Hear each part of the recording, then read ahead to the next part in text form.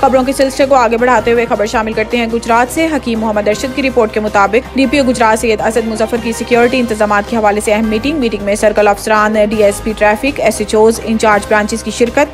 तफसीलात के मुताबिक डीपीओ गुजरात सैयद असद मुजफ्फर ने सिक्योरिटी इंतजाम के हवाले से डीपीओ कॉम्प्लेक्स में अहम मीटिंग की। मीटिंग में जिला भर में मौजूद हसास मुकामात, सरकारी बिल्डिंग्स, बैंक, हाई स्कूलों, कॉलेजेस, सेशन कोर्ट्स, दरबार, मज़ारात, ग्रिड स्टेशन, मसाजिद व इमाम बारगाह, होटल, सराय वगैरह की सिक्योरिटी को बेहतर करने की हदायत जारी की। इसके अलावा शरपसंद अनासिर की खुफिया निगरानी के लिए भी पुलिस अफसरान तैनात किए जाएँ।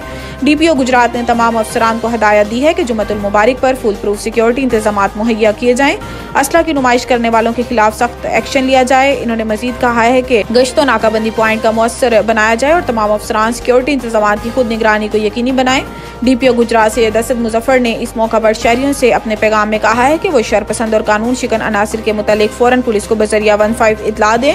इन्होंने मजीद कहा है कि क्रिसमस के मौका पर अमन अमान को बरकरार रखने और शहरियों के जान माल की हिफाजत के लिए गुजरात पुलिस पूरी तरह मुतहर्रिक है। अमन अमान के क़याम के लिए तमाम वसाइल बुरे कार लाए जा रहे हैं।